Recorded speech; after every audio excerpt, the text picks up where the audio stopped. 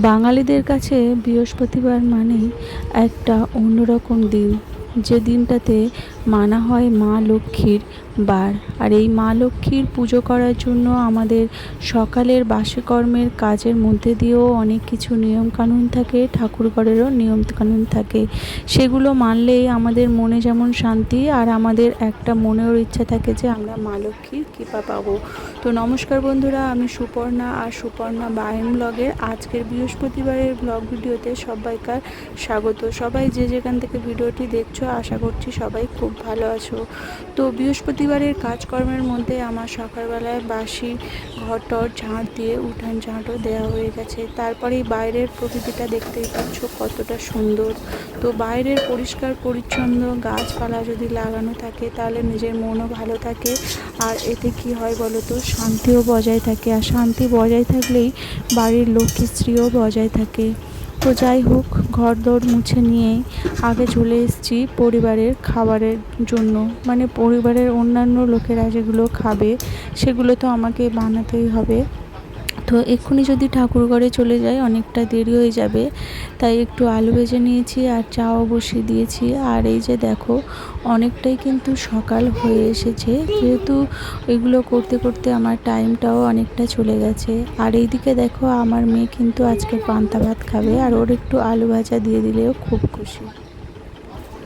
তো যাই হোক, রান্নাবান্না তো পরে হবে, আগে সকালের টিফিনটা খেয়ে নেওয়ার পরেই আমি স্নান টান সেরে নিয়েছি। আর স্নান সেরে এবারে এখানে জামা কাপড়গুলো মেলে দেব। তো সত্যি বলতে কি, লক্ষ্মীশ্রী বজায় রাখার মধ্যে অনেক কিছু নিয়ম রয়েছে, কিন্তু যদি আগে নিজে শান্তভাবে স্থিরভাবে নিজের কাজগুলোকে পরপর যদি গুছিয়ে নিতে পারি, নিজের পরিবারের কাজগুলো গুছিয়ে নিতে পারি। সকলের পরিবারের কাজ কিন্তু সবার সাথে সমান না। এক একটা পরিবারের কাজ এক এক রকম, এক একটা পরিবারের নিয়মও এক এক রকম। এছাড়াও কিন্তু রয়েছে বিভিন্ন ক্রাইটেরিয়া, যেগুলো সব পরিবারের প্রায় কমন থাকলেও কিন্তু আলাদা কিন্তু অনেকটাই রয়েছে। তো তারপরেই যথারীতি কিছু ফুল আমার শাশুড়ি মা, দিদি শাশুড়ি ওনারা তুলে রাখেন, আর এই যে আমের পল্লবগুলো তুলে রেখেছেন। আর এবার এইগুলোকে আমার এইরকম সাজিয়ে ডেকোরেশন করে ঘর সাজাতে বেশ ভালোই লাগে। তো আমরা মেনলি বৃহস্পতিবার দিনটাই বেছে নিই আমের পল্লবগুলোকে চেঞ্জ করাতে।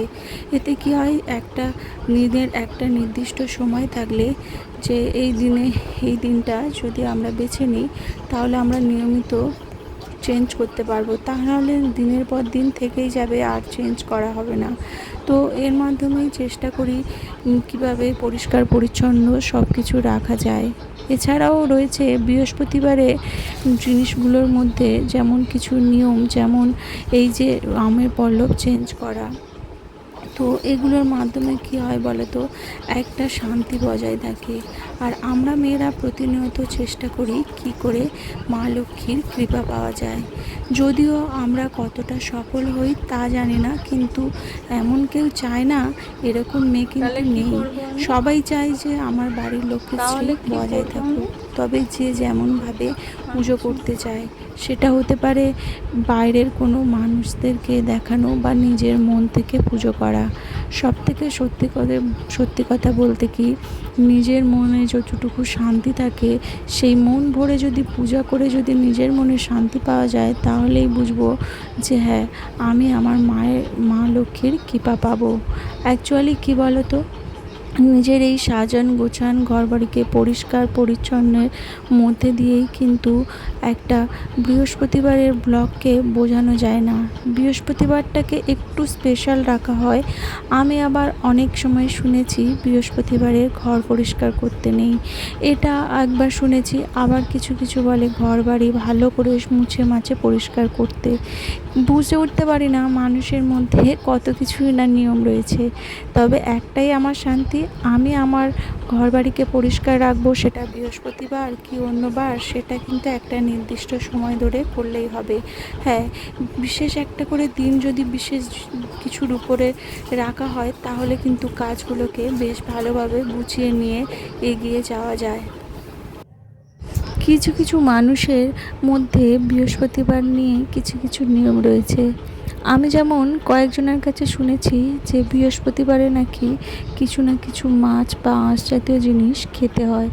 জানি না কেন এটা বলে কিনা মা লক্ষ্মীর বারেই বেশি করে মাছ খেতে হয়, কিন্তু আমাদের মধ্যে নিয়ম রয়েছে বৃহস্পতিবার মানেই নিরামিষ খেয়ে রান্না ও নিরামিষের সমস্ত কিছু রান্নায় যাতে নিরামিষ থাকে, আর তারপরেই মা লক্ষ্মী পূজা করে তারপরেই খাওয়া দাওয়া। কিন্তু কিছু কিছু মানুষের মধ্যে ওই যে মাছ খাওয়ার নিয়মটা আমি যখন ফার্স্ট শুনি তখন আমার মধ্যে অনেক কিছুই প্রশ্ন জেগেছিল যে ঠাকুরের পুজোতে বলে কিনা মাছ খাবে।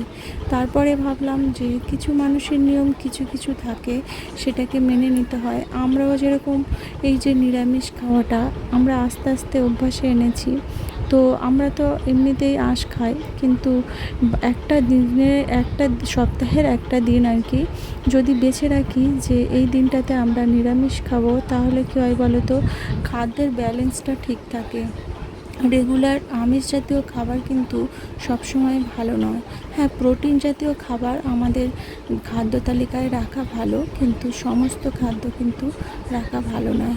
যাই হোক, পূজার আমার প্রায় শেষ হয়ে এসেছে, তো ওইদিকে আমি তুলসী গাছে জল টল দিয়ে এসে তারপরে আমি এখানে পুজোয় বসেছি। আর এই যে দেখছো সাদা অপরাজিতা, এটা মা লক্ষ্মীর ফুল।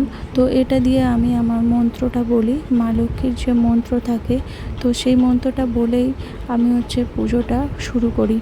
আর এর আগেও কিছু কিছু ফুলগুলোকে আমি সাজিয়ে নিই, কিন্তু সর্বপ্রথম আগে তুলসী গাছে জল দিয়ে এসেই তারপরেই পুজোতে বসি, মানে বাইরের কাজ সেরে ঘরে বসা আর কি। তো এছাড়াও আমি নিয়মে শুনেছি মা তুলসী গাছে জল ঢেলে তারপরে লক্ষ্মী পূজা শুরু করলে ভালো। তো ফুল টুল সব কিছু দিয়ে দেওয়ার পরে আমি একটু আরতিটা সেরে নিই। আরতি বলতে এখানে তেমন কিছুই নয়, প্রদীপটা যেমন জ্বালিয়ে দেওয়ার পরে সেই প্রদীপটাকে একটু আরতি করে নিই। আর তাছাড়া ধূপটাকেও দিয়ে দিই, আর মাঝে মাঝে ধুনোও দিই। তো ধুনোটা দুপুরবেলায় অনেক সময় না দেওয়া হলেও সন্ধেবেলায় যখন বই পড়ি তখন দিই। আজকের ভিডিওতে আর সন্ধ্যের বই পড়া শেয়ার করব না। দুটো বেলায় যদি ভিডিও করি তাহলে ভিডিওটা কিন্তু অনেকটাই বড় হয়ে যাবে। তো তার জন্য আজকে দুপুরের আমি কীভাবে পূজা করলাম আর দুপুরে কী রান্না করব সেটাই কিন্তু মূলত আমার এই আজকের ভিডিওতে থাকছে।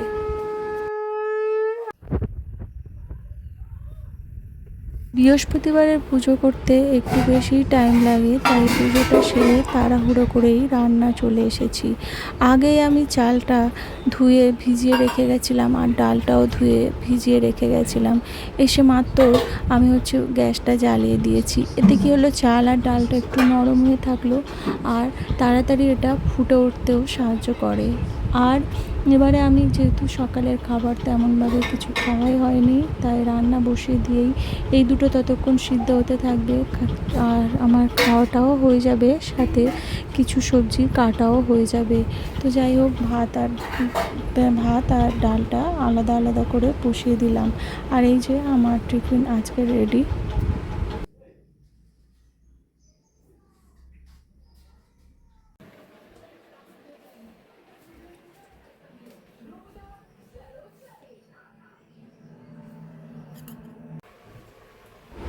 এইবার বলি যে ডাল দিয়ে আজকের কী করব। নিরামিষে বলে যে মুগ ডাল খেতে, আমি অ্যাকচুয়ালি কী ফ্লেভার করি, ডাল মানেই আমি নিরামিষ হিসাবে ধরি, সেটা মুসুর ডাল হোক আর মুগ ডাল হোক। যাই হোক, ডালটা সিদ্ধ হয়ে এসেছে। আর এদিকে তোমাদেরকে দেখিয়ে দিই, এই যে এই লাউটা দিয়েই আজকে ডাল করব। তো ডালটা যখন সিদ্ধ হয়ে আসে তখন ঘেঁটে নিয়ে তারপরেই লাউটা দিলে এতে কী হয়, ডালটা আর ছিপড়ে ছিপড়ে হয়ে থাকে না। আর এই যে গরমের সময় মানে রান্নার সময় একটু ম্যাঙ্গো কেটে নিয়েছি, বেশ খেতে ভালো লাগে। আর এদিকে ফোড়ন নিয়ে নিয়েছি, আর এই যে ডাল আর লাউটা প্রায় সিদ্ধ হয়ে এসেছে, আর আমি ফোড়নটাও রেডি করেছি।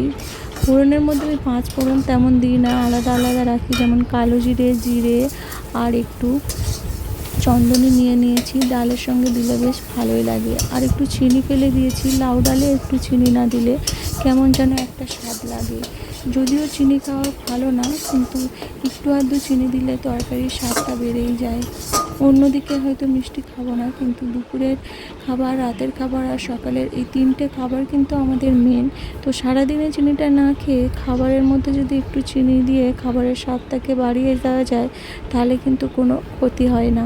যাই হোক, ওইদিকে ডালটা সাঁতাল দিয়ে ফুটতে দিয়ে এসেছি, আর এদিকে ঢ্যাঁড়সটা কেটেছি আর আলুটা কাটতে বাকি ছিল, তো সেটাও কেটে নিলাম। আর তারপরে দেখো ভাতটা হয়ে গেছে, ভাতের ফ্যানটাও এখন ঝেড়ে নিচ্ছি। ভাতের ফ্যান তেমন খুব একটা বেশি হয়নি, যেহেতু আজকে তো বাড়িতে কেউ নেই, তো আমরা মোটে 4জন খাবো, তো সেই জন্য 4জনের জন্য আজকে ছোটো হাঁড়ি বসিয়েছি। তোমরা এর আগের ভিডিওতে দেখেছো আমাদের এই ছোটো হাঁড়িতে হলে সবার 6জনের ভাত হয় না। তো যাই হোক, আর গ্যাসও করছি, আর এই ছোটো হাঁড়িতে ওই জন্য দিয়ে দিয়েছি। হয়তো উনানে করলে ছোটো হাঁড়ি দিতাম না, 4জন হলেও সেই বড় হাঁড়িটাই দিতে হতো, কিন্তু কি আর করা যায়, গ্যাসটা তো বাঁচাতেই হবে। আর আমি ভাতটা যখন যেহেতু চালটা ভিজিয়ে রেখে দিয়েছিলাম, তাই ভাতটা আমার অনেকটা তাড়াতাড়ি হয়ে গেছে। এগুলো কিন্তু লক্ষ্মীশ্রীর মধ্যে পড়ে, যতটা পারা যায় বাঁচানো যায়, সে হতে পারে শাক সবজি, গ্যাস, মোটামুটি সব দিক থেকে পরিষ্কার পরিচ্ছন্নের সাথেও হিসেব করে চলাটাও কিন্তু লক্ষ্মীশ্রীর মধ্যে পড়ে। মানে আমি মনে করি এই জিনিসগুলোর মধ্যে দিয়েই কিন্তু প্রকাশ পায়, অনেকের কাছে আবার অনেকভাবে প্রকাশ পায়। যাই হোক, সবার মত আর সবার হতে পারে না তো একই। তো আমার সঙ্গে কারা কারা একমত জানলে কমেন্ট করতে পারো। আর হ্যাঁ, কিছু কমেন্ট, মিষ্টি কমেন্ট কিন্তু আমাকে খুব অনুপ্রাণিত করে। যেমন মিঠি বোন আমাকে লিখেছিল, দিদিভাই তোমার ব্লগ ভিডিও আমার খুব ভালো লাগে, আর সাথে শর্টস ভিডিও। তো শর্টস ভিডিও সিরিজ তো আমার শুরু হয়ে গেছে। আজকের শর্টস ভিডিওর 14 দিনের যে মিনি ব্লগ চ্যানেল রয়েছে, তো তার মধ্যে আজকে 6 নম্বর ব্লগটা দেওয়া হয়েছে। তো মিনি ব্লগগুলো 14টা ব্লগ পরপর 14 দিন থাকবে, তারপরে এক একটা করে সিরিজ আসবে। আর তার ফাঁকে ফাঁকে আমি এই কয়েকটা বড় ব্লগ করি। আগে এতগুলো ব্লগগুলো দিতে পারি না, অনেকটা করে এডিট করতে হয়, এই যে তারপর সাউন্ড দিতে হয়, তো সময়টা অনেকটা চলে যায়। আর আমার কাছে একটু বোরিংও লাগে যে এতক্ষণ একা একা বকর বকর করবো। তো যাই হোক, তারপরে যখন এডিট করার পরে যখন নিজে শুনি, বেশ কিন্তু ভালোই লাগে। তো রান্নাবান্নাগুলো সেরে নেওয়ার পরে এই যে আলু ভাজা আর ঢ্যাঁড়স একসাথেই ভাজছি আর কি, এটা আস্তে করে দিতে দিতে একটু বিশ্রাম নিচ্ছিলাম। আর রান্নাবান্না কমপ্লিট করার পরেই আমার কিছু রুটিনের কাজ থাকে, সেটাও এখন চলে এসেছি, যেহেতু আমার রান্নাটা আগেই শেষ হয়ে গেছে। তো আশা করছি ভিডিওটি ভালো লেগেছে, অসংখ্য ধন্যবাদ।